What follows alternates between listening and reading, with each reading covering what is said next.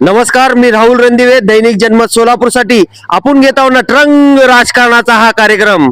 आणि ह्या कार्यक्रमामध्ये चंदन दाखव दाखव जिथं व्यायाम केलं जातं त्या जागेचं नाव असतं तालीम. पण आपल्या सोलापूर शहरामध्ये एवढे तालीम आहेत, प्रत्येक तालिमीचं नाव ठेवलं गेलेलं आहे. पत्रा तालीम असेल, मंगळवेढा तालीम असेल, गोल तालीम असेल, पापाया तालीम असेल, अनेक गवळी तालीम असेल, अनेक तालीम आहेत. आणि त्या तालमीत जे पट्टे तयार झालेत ते आता निवडणुकीच्या रिंगणात थांबलेले आहेत. म्हणजे हे पत्रा तालीम आहे. आपण इथं आलेलं आहे आणि आपल्या समोर दिसतेत नाना काळे आहेत आणि त्यांच्याकडे जाणार आहे. पत्रा तालमीची राजकारणाची रणनीती कशी असणार आहे या चंदन, हाच तो गणपती आहे, झाकलेला आहे, पत्रा तालमीचा आहे. पण आपण तिकडं तालमीत जाणार आहोत. नेमकं पत्रा तालमीची काय भूमिका आहे हे मात्र निश्चितच आहे. दोन तालमीचे वाघ आणि ते मॅटवर खेळायला बसलेले आहेत. येणाऱ्या निवडणुकीमध्ये बघूया कुठला तालमीतला पट्टा विजय होतोय किंवा सवारी मारून ढाक मारून त्यांचे डाव बघू. म्हण या इकडं चंदन या. हेच आहेत आपले नाना काळे. यांनी सवारी मारणार का ढाक मारणार हे मात्र खरं आहे. या नाना, नमस्कार. आमच्या नटरंग राजकारणामध्ये आपलं स्वागत आहे. खूप दिवस झालं फोन लावत होतो, प्रचाराच्या गडबडीत होता. मला सांगा, येणाऱ्या निवडणुकीची पत्रा तालमीची रणनीती कशी असणार आहे? आम्ही होम टू होम प्रचार करतोय. आम्ही लोकांचा प्रतिसाद चांगला आहे आणि 13 तारखेपर्यंत आम्ही आता एक रॅली उद्या एक रॅली आहे, म्हणजे 13 तारखेला रॅली आहे आणि अजून 2 दिवस आम्ही होम टू होम प्रचार करणार आहे. घाडगे आहेत ते तुमच्या बरोबर आहेत का? हो, 100% आमच्या बरोबर आहे. चिकनगडी माझा भाऊच आहेत ते आणि 100% ते आमच्या बरोबर आहेत. आणि पत्रकार तो मंडळाचे ते संघटनेचे प्रमुख आहेत, त्यामुळे ते आमच्या बरोबरच आहेत आणि त्यांच्या कुठली नाराजी नाही, काय नाही. तो आमच्या बरोबर काम करेल. घाडगे हे ह्यांच्या बरोबर काम करणार आहेत आणि ते माझे भाऊ आहेत असं नाना म्हणतात. येणाऱ्या निवडणुकीमध्ये नाना तुमच्या समोर अमोल बापू शिंदे आहेत. कशी रणनीती असणार आहे? नाही, आपण त्यांच्या बरोबर आता ही माझी तिसरी लढत आहे. प्रत्येक आम्ही त्यांनी म्हणजे एकमेकांच्या म्हणजे समजुतीने आम्ही करून घेतो. कुठेही वाद न होणारा याची आम्ही काळजी घेऊ. आणि निवडणूक झाल्यानंतर आमचे कुठलेही हे नसणार आहे. म्हणजे आम्ही परत 15 तारखेपर्यंत मतदानाची सुरुवात केली, निकाल लागल्यानंतर आम्ही परत एकमेकांच्या सोबत आम्ही चालू होऊ. येणाऱ्या निवडणुकीमध्ये नाना तुम्ही प्रचाराला गेलेत, तिथले लोक तुम्हाला काय प्रतिसाद कसे देत आहेत, काय म्हणत आहेत तुम्हाला? नाही, त्यांच्या मुली चांगल्या आहेत, त्यांचे लोकांचे प्रतिसाद चांगला आहे आणि बरेचसे म्हणजे कामं झालेले आहेत. तेव्हा आमदार विजयकुमार देशमुखच्या माध्यमातून ड्रेनेजचे, रस्त्याचे, लाईटचे काम आणि त्याच्या माध्यमातून किरण पवार यांनी त्यांनी काम केलेलं आहे. आणि बर्डे साहेब आहेत, त्यांची कन्या आणि आमचे आनंद कोल्हाकर हे आमचे पातळीचेच काय संबंधित कार्यकर्ते आहेत. त्याच्यामुळे ते आम्ही चौघही पॅनल टू पॅनल आम्ही मतदान करत आहे. पॅनल टू पॅनल मतदान करायचं आहे, तेही भाजपाला. मला सांगा नाना, एकनाथभाई शिंदे यांची रॅली सोलापुरात म्हणजे ते फिरवणार होते आणि आता फडणवीस आलेत. हे भाजपाची खेळी आहे असं वाटतंय का? म्हणजे त्याने नाही याचं कारण नाही, त्यातल्या वरच्या लेवलला काय मला माहित नाही. पण माननीय मुख्यमंत्री सोलापूर येत असतील आणि त्यांनी आम्हाला प्रोत्साहन लोकांच्या जन्मात आपलं आमच्याबद्दल अजून वाढवण्याचे म्हणजे प्रोत्साहन देत असते. त्याच्यामुळे आम्हाला त्यांचे म्हणजे लाडकी बहीण योजनेचे जे काही हप्ते असतील त्यांनी त्याच्यात होईल. बऱ्याचशा म्हणजे त्यांच्यामुळे आम्हाला पीडित होते आणि त्याच्यामुळे भारतीय जनता पार्टीला भरघोस मताने मतदान होईल असं माझं आहे. नाना, वहिनीला लाडकी बहिणीचा लाभ मिळते का? नाही मी ते अजून घेतलं नाही. खरं सांगा ना. शपथ सांगतो मी असं नाही घेतलं. नाना, केपी तुमच्या विरोधात लय काय कुडगुरे करत होता, दोघांचं मिलन झालं का? 100% झाले. आता आम्ही आज 8-10 दिवस झाले. ज्यावेळेस आम्ही पक्षात गेलो त्यावेळेस त्यांनी माझ्या बरोबरच आहेत. त्यांनी कुठेही कुठल्या माझ्या ह्याच्यात अशब्द नाही. त्यांनी होम टूम करत असताना 4ही मताला मतदान करा असं ते प्रामाणिकपणे काम करत आहेत. त्याच्यामुळे कोणीही अफवा काय असेल तर ते होणार नाही. आमच्या बरोबरच ते आम्ही चौघाच्या 4ही पॅनल टू पॅनल करत आहे. मला सांगा केपी, नाना काळे ह्यांच्या विरोधात तुम्ही फिर्याद दाखल द्यायला गेलता, आता तुमची रणनीती वेगळी आहे. कशी असणार आहे रणनीती तुमच्या इथली? काही गैरसमज होते ते दूर झालेले आहेत, कारण की काही अफवा होत्या त्यामुळे माझा पण गैरसमज झाला.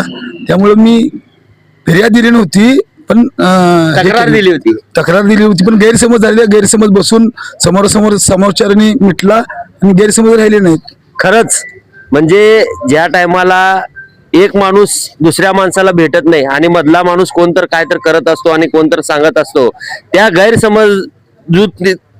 गैरसमजतून वाद होऊ शकतो. मी राहुल रणदिवे स्वतः ह्यांना भेटून, नाना काळेंना ह्यांना हे विकास काम भरपूर केले आहेत, नाना बी केलेले आहेत, पण वाद होऊ नये यासाठी जन्मतने बी प्रयत्न केलेला आहे. मला सांगा ना, आता ही जी निवडणूक आहे, लाडक्या बहिणीच्या मुद्द्यावर शिवसेना वोट मागत आहे, कसं असणार आहे रणनीती तुमची? माननीय मुख्यमंत्री देवेंद्र फडणवीस साहेबांच्या म्हणजे देवाभाऊ त्यांच्या हे मुख्यमंत्र्यांच्या ह्याच्यातून लाडकी बहिणी योजना अंमलात आणली आणि त्यांचे तिथून वितरण होत आहे. त्याच्यामुळे मुख्यमंत्र्यांचे भारतीय जनता पार्टीने ते आता आम्हाला काय म्हणायचं की हा भारतीय जनता पक्षाचा श्रेय आहे. खरं तर ते त्यांनी भारतीय जनता पक्षाचा श्रेय आहे असं नाना म्हणतात. येणाऱ्या निवडणुकीमध्ये लाडकी बहीण हे मोठा भाजप आणि शिवसेनेमधला गणितच वेगळा आहे. मला सांगा, लाडकी बहीणवर बोला फक्त. हो का, पहिला लोकांना विकास, कारण की आमदार विजयकुमार देशमुख यांच्या माध्यमातून प्रभागामध्ये 30 ते 35 कोटी रुपयाची कामं झालेली आहेत आणि आमचे पाण्याचे मेसेज असतील किंवा पूर आला असेल त्यावेळेस लोकांना जेवण असेल, कोरोना काळामध्ये आम्ही केलेलं काम, त्याचबरोबर लाडकी बहीण ऐकत, लाडकी बहिणीचा जर मुद्दा करून समोरचे जर पक्ष जर हे करत असेल तर मुख्यमंत्री कोण आहेत? भारतीय जनता पक्षाची महायुतीची सरकार आहे. मुख्यमंत्री देवेंद्र फडणवीस साहेबांनी आता बजेट दिलेलं आहे. म्हणजे मुख्यमंत्री जे असतात त्यांनीच बजेट रिलीज करतात. त्यामुळे लाडकी बहिणीचे हप्ता म्हणजे संभ्रम निर्माण जर करत असेल तर लाडकी बहिणीचा खरा हप्ता जर द्यायचा प्रयत्न कोणी केला असेल तर आमचे देवाभाऊ देवेंद्र फडणवीस साहेबांनी मला सांगा, 14 तारखेला लाडकी बहिणीचा 3000चा हप्ता ऍडव्हान्स मध्ये देणार आहेत असं घोषणा केलेली आहे. 14 तारखेला येतील असं तुम्हाला वाटतंय? घोषणा कोणी केली ते पण बघा. माझ्या लाडकी बहिणींनी घोषणा कोणी केली तर महाराष्ट्राचे मुख्यमंत्री देवेंद्र फडणवीस साहेबांनी घोषणा केलेली आहे. घोषणा कोणी केलेली आहे लाडक्या बहिणीला माहित आहे. घोषणा महाराष्ट्र 14 तारखेला येत्या 14 तारखेला 100% लाडक्या बहिणींना देवाभाऊच आहे म्हणून देवाभाऊंनीच घोषणा केलेली आहे लाडक्या बहिणीला 3000 रुपये मिळणार म्हणून. 14 तारखेला 3000 मिळणार आहेत आपल्या बहिणींनो, काय काळजी करू नका. नाना, मला सांगा,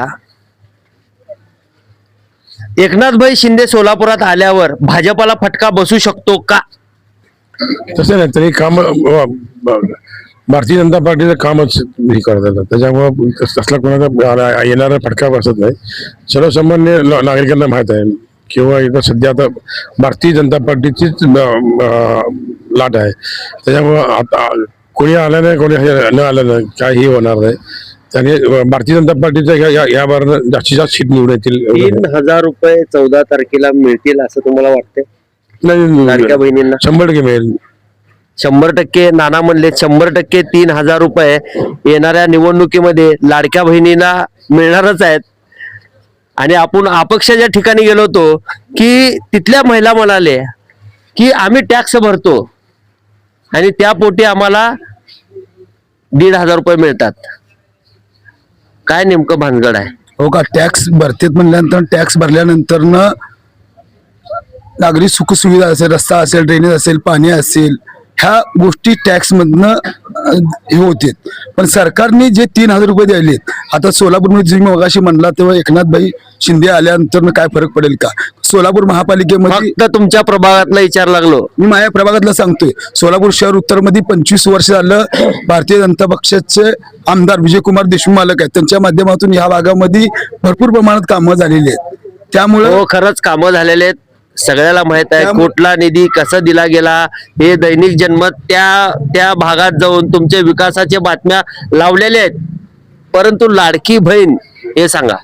लाडकी बहीण तुम्हाला सांगितलं ना, महाराष्ट्राच्या मुख्यमंत्र्यांनी एकनाथभाई शिंदेंनी डिक्लेअर केलं नाही, महाराष्ट्राचे मुख्यमंत्री देवेंद्र फडणवीस साहेबांनी डिक्लेअर केलेलं आहे. पण त्याचं श्रेय शिवसेनेने घेऊ नये हे मी सांगतो. कारण की जर डिक्लेअर कोण केलेलं आहे, महाराष्ट्राच्या मुख्यमंत्र्यांनी केलेलं आहे. माझ्या लाडक्या बहिणी पण सुज्ञ आहेत, त्यांना माहित आहे डिक्लेअर कोण केले, त्यांनीच पैसे देणार 3,000 रुपये. दादा, तुमच्या प्रभागातल्या लाडक्या बहिणींना काय सांगताल? भारतीय जनता पार्टीच्या कमळा चिन्हावर मतदान करून पुन्हा कायम ही मिळण्यासाठी कमळाला मतदान करून चारही उमेदवाराला मतदान करावं आणि जास्तीत जास्त लाभ पुन्हा भविष्यात राहील असं मी करतो. खरंच लाडकी बहीण योजना यांच्या प्रभागामध्ये लय काय चाललेली आहे. नाना म्हणले की येणाऱ्या निवडणुकीमध्ये लाडक्या बहिणी कमळाला वोटिंग करावं. खरंच हे जे प्रभाग आहे, दिग्गजांचा प्रभाग आहे, कुस्त्यातल्या पट्ट्यांचा, आणि खरंच हे असं रणनीती आहे यांची.